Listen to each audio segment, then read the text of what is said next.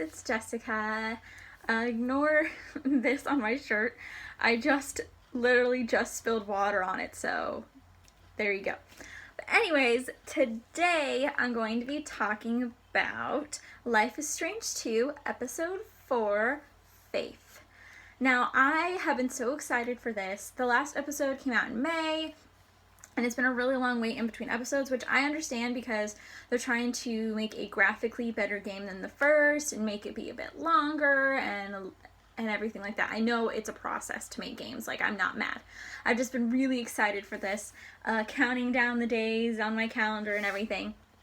And I was really excited to play it. Now, the last episode left off with Daniel using his powers and basically blowing everyone back and exploding the farm office or whatever. So I had no idea what was going to happen. It was a crazy into an episode, and I in no way could have predicted it going the way that it did. Now, at first, it's going to be a spoiler-free review, and I'll let you know when I get spoilery.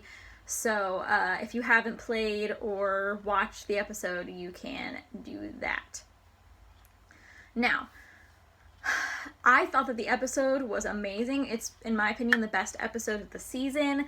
And it's kind of funny because Life is Strange 1, Episode 4, had a similar vibe. Obviously different themes, but the fourth episode is when all of this really crazy, dramatic shit went down in Season 1, and the same thing for Season 4. I anticipated that was probably going to happen because the episode before the finale has to be really intense to set up, an end or whatever. So I was really happy that it ended up being, the same kind of vibe as Life is Strange 1, Episode 4.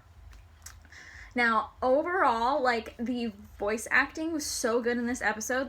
The voice actor who plays Sean was so good, and I don't even know what to say. It was just, the acting was so good in this episode, specifically Sean. And I really appreciate the fact that, they're featuring a Mexican-American bisexual boy as a character. Because, one, bisexual people don't have very much representation in media, and especially not bisexual men. That's almost never in any kind of form of media ever, and it's great to see that representation, and specifically of a Mexican-American bisexual boy. It's great, and I love the way that they touch on sexuality in this episode and the whole game in general. It's really, really good. I liked the kind of stealth stuff that you do in the game. Normally stealth really freaks me out, but they did a good job at making it not too difficult, so that's always good. There's stealth stuff in the Tomb Raider games that is so difficult that I have to hand the controller to Rick sometimes, but it was not difficult at all. It was fun. I mean, it wasn't so easy that it was boring, but it was good and fun, and I really enjoyed it. And the different settings in the game were gorgeous because unlike Life is Strange 1, where it's pretty much takes place in the same 4 different areas, this takes place within the whole of the U.S. throughout an entire year's time. So there are a lot of gorgeous environments to be seen in this game. And the gameplay was really great in this. It's a choice-based story game, so the gameplay is not going to be that heavy, but I thought that it was really fun and a little bit different this time. You'll see when you play it. But now I'm going to get really spoilery, so if you haven't played the episode or watched it or whatever, stop the video right now. Okay, so let's talk about the use of religion in this episode. Now, I have been a religious person in the past, and so I know all about,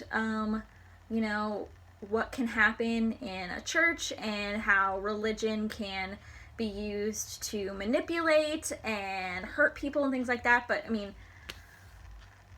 it really struck with me in this episode just how much it can be used for manipulation and hurt and things like that. No, I'm not saying that it always is, because there is I know a lot of great religious people and some great churches, but it is something that can be used to manipulate people. This promise that, God has a plan for you. Oh, just wait, he has this big, great cosmic plan.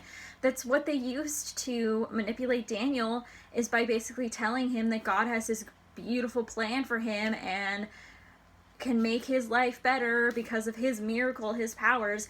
And you know what's funny is I predicted the second that we heard that he was at Haven Point that they were going to be worshiping him and see him as a miracle, and I was right. And I never expected the extent, like how crazy the Reverend would be. And like, I listen to a podcast, My Favorite Murder, and they do stories on cults a lot, and it was very much realistic in this episode, the way that the leader of a cult can manipulate people and basically come up with this story. Like, she came up with the story that like God had called her to do this, and she was making up these stories that God was going to heal these people and basically letting a girl potentially die of pneumonia to prove that point. And the fact that she was basically clinging on to Daniel because it's what made her cult more legitimate. It's what made her more legitimate. She was literally holding on to a 10-year-old child for her own benefit. And it was just very interesting the way that they painted her. And I really appreciated their way that they covered conversion therapy in this episode by so subtly revealing that Jacob was gay and was put into conversion therapy, and for years he didn't know what to do until he finally, because he tried to take his own life, he finally left that place and got out of it, but then he was pulled back. And it's just interesting how it can really show you that no matter how bad people treat you, they can still have a hold on you and they can still manipulate you in a way. I mean, he knew how bad that they treated him. He knew how the conversion therapy affected him, but he still brought Daniel back there. And I just think that's a really interesting way to show just how much cults or religion can have a hold over a person. It's really interesting. And I also I liked that it wasn't a courtroom episode, because I was really worried in the beginning when it was 2 months later and he was in police custody and he was going to have a trial, that it was just going to be like a trial courtroom episode, which really wouldn't be that interesting to me, because like, I know that he didn't do anything, and so spending an entire episode trying to prove that would be kind of annoying. So I was really happy when it was revealed that we were going to escape and find Daniel. And I was really hoping that we would see Daniel and Sean's mom in this episode, and thank God we did. I was right, and I was happy. Like, obviously I don't like her for the same reasons that Sean doesn't like her, but I really thought that it was interesting to bring her in this, and that basically it took something to this extreme to actually make her contact and help her kids is really interesting to me. She couldn't do that, in the last, 10 years. She had to wait until something this extreme to help. And the ending of the episode was not what I expected. I really didn't expect them to go running off in the car with their mom after they basically destroyed that place and got Daniel out of there. I really wasn't expecting that. And I'm really excited to see what happens in the finale. I know that, like, this was a different kind of discussion, spoilery discussion, than I usually do, but there was a lot of heavy themes in this episode, and I really, really appreciated how they dealt with them. And so that's really what I wanted to talk about. It's less about the choices for me this episode, and it's more about the topics that they covered.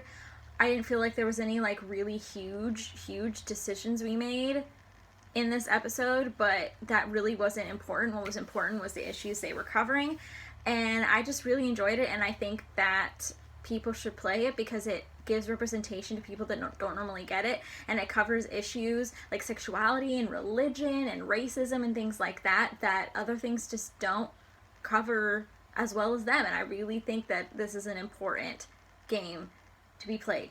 Now, I'm really excited for the finale to come out December 3rd, the day after my birthday. Happy birthday to me for that. And I will see you next weekend.